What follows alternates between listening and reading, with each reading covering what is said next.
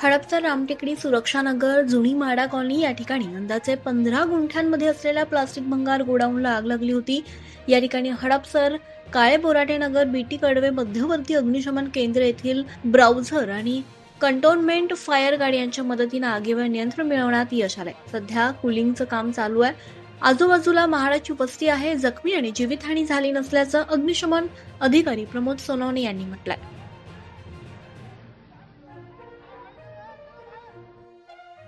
धुळ्यात ईव्हीएम विरोधात ठाकरे गट शिवसेनेच्या वतीनं विशाल मशाल मोर्चाचं आयोजन करण्यात आलं।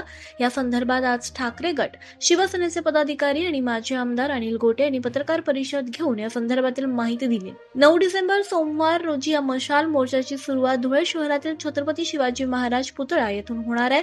त्यानंतर धुळे शहरातील महात्मा गांधी पुतळ्याजवळ या मशाल मोर्चाची सांगता होणार आहे। सिंहगड रस्त्यावरील प्रेयजापुरम सहकारी गृहनिर्माण संस्थेचे प्रमोटर्स आणि डेव्हलपर्स यांनी सोसायटी स्थापन होऊन सुद्धा प्रत्येक फ्लॅट धारकाकडून देखभालीसाठी घेतलेली रक्कम सोसायटीला अनेक वेळा पाठपुरावा करून सुद्धा दिली नाही। याच्या निषेधार्थ प्रेयजापुरम येथील रहिवाशांनी शनिवारी सिंहगड रोडवरील प्रेयजा सिटी येथील बिल्डरच्या सेल्स ऑफिस समोर दिवसभर धरणे आंदोलन केलं। या संदर्भात सोसायटीच्या वतीनं पोलिसांकडे तक्रार देखील दाखल करण्यात आली। मेसर्स भंडारी गेल्डा असोसिएट यांच्या वतीनं विजय बंडूलाल भंडारी आणि प्रयोजन डेव्हलपर्स तर्फे संदीप नारायण यांनी या प्रकल्प बांधलेला आहे। या प्रकल्पामध्ये 108 सदनिका आणि 4 दुकानं आहेत। देवेंद्र फडणवीस यांच्याशी माझे चांगले संबंध आहेत। आम्ही एकमेकांशी बोलतो, मात्र सरकारचा विषय आला तर मी माझी भूमिका मांडतो। व्यक्तिगत एकमेकांशी आमची दुश्मनी नाही। राजकारणामध्ये मी अनेक वेळा भूमिका बदलली आहे। कधी मी भाजपमध्ये होतो तर कधी राष्ट्रवादीमध्ये। राजकीय जीवनामध्ये एकमेकांवर आरोप करताना व्यक्तिगत दोष नसतो। देवेंद्र फडणवीस यांच्यासोबत माझे तात्विक मतभेद होते, ते आजही आहेत, पण पुढच्या काळामध्ये तात्विक मतभेद मिटूही शकतील असंही खडसे म्हणाले। महायुतीला एवढं घवघवीत यश मिळेल असं आम्हाला वाटत नव्हतं। महाराष्ट्रातलं जर चित्र पाहिलं तर अनेक प्रश्न या महाराष्ट्रामध्ये आहेत। त्यामध्ये सर्वात महत्वाचे प्रश्न होते महागाईचे। महागाईने उच्चांक गाठलेला आहे। शेतकऱ्यांच्या आत्महत्या आणखीही वाढलेल्या आहे। शेतकऱ्यांच्या शेतमालाला भाव नाही, बेरोजगारी कमी झालेली नाही। अनेक विषयाला घेऊन आम्ही सरकारनं निवडणुकीच्या माध्यमातून सरकार विरोधी भूमिका मांडली, परंतु याच्यावर महायुतीच्या माध्यमातून काही योजना केल्या। काही नवीन निवडणुकीच्या संदर्भात लाडकी बहीण योजना असेल, अन्य काही योजना त्यांनी जाहीर केल्या, काही निर्णय जाहीर केले।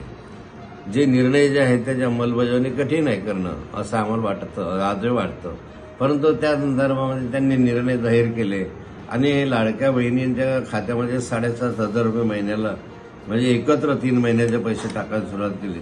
शेवटी 7,500 रुपये एका वेळेस आपल्या खात्यावर जमा होत आहे बघून बऱ्याचशा लाडक्या बहिणींनी त्यांना मत दिलं, हे नाकारता येणार नाही। आणि यामुळे प्रलोभनाला बळी पडून मतं मिळाली।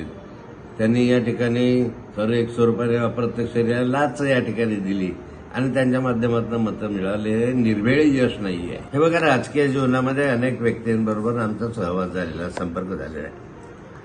राजकारणामध्ये अनेक वेळा भूमिका बदललेली आहे। कधी मी भाजपमध्ये होतो, कधी एनसीपीमध्ये आलो, कधी आणखी भाजपमध्ये जाण्याचा मानस व्यक्त केला। त्यामुळे व्यक्तिगत द्वेष नसतो, व्यक्तिगत काही नसतं त्याच्यामध्ये। राजकीय दृष्ट्या एकमेकांवर आरोप करत असताना त्याच्यामध्ये व्यक्तिगत काही एकमेकांची दुश्मनी असते असा प्रकार नसतो। त्यामुळे देवेंद्र फडणवीसांशी तात्विक मतभेद माझ्या होते, आजही आहेत।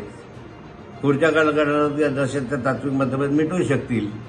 त्यामुळे असं काही एकाने की आमचे काही भारत पाकिस्तान सारखं युद्ध चाललंय असं नसतं। शेवटी हिंदुस्थानमध्ये राहणारे लोक आहेत, त्यामुळे एकमेकांविषयी काही वेळ तणाव असू शकतो, काही वेळ चांगला असू शकतो। आजही देवेंद्र फडणवीसांचे माझे संबंध व्यक्तिगत चांगले आहे।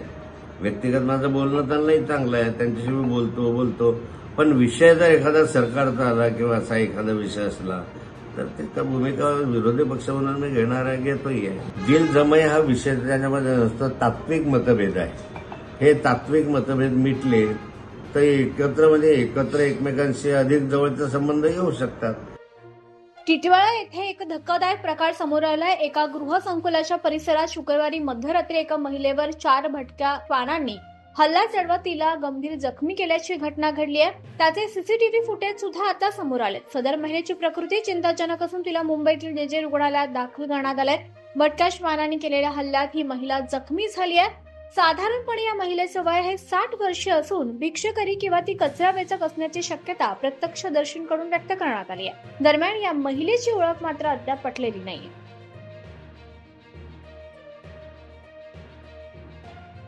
विधानसभा निवडणुकीच्या निकालामध्ये महायुतीला विक्रमी मतदान मिळालंय। एकीकडे महायुती सरकार स्थापन झालंय तर दुसरीकडे महाविकास आघाडीनं आता ईव्हीएम मशीन विरोधात सुप्रीम कोर्टात जाण्याची तयारी सुरू केली आहे। विधानसभेचा निकाल हा अनपेक्षित होता, त्यामुळे कायदेशीर लढाई आम्ही लढणार आहोत।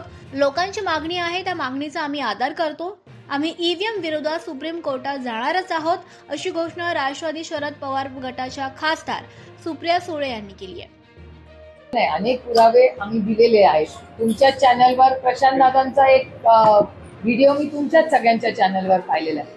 अशा अनेक गोष्टी आहेत। आमचं म्हणणं आहे की जर एखाद्या गोष्टीमध्ये संभ्रम असेल, म्हणजे आता पेपर जेव्हा लीक होतात तेव्हा परीक्षा कॅन्सल होतेच ना, ते का लीक होतात, कुणामुळे लीक होतात, कसे लीक होतात, यात अजून आम्ही शोधतोय। त्याच्यामुळे आम्ही म्हणतो की एखादी गोष्ट जर पारदर्शकपणे करतायत आणि जगामध्ये तो बदल झालेला आहे तर तो आपणही करावा, एवढीच अपेक्षा आमची, एवढीच मागणी आहे। म्हणूनच आम्ही म्हणतो ना की एकदा जर बॅलेटवर आलं तर हा कुठला इश्यूच राहत नाही ना, आणि जगामध्ये जर हा बदल होत असेल तर आपल्याला करायला काय प्रॉब्लेम आहे। आपण वेस्टर्न वर्ल्ड, AI ह्याच्यावर एवढं काम आता सगळं जगाबरोबर करतो आहे, तर हाही करावा।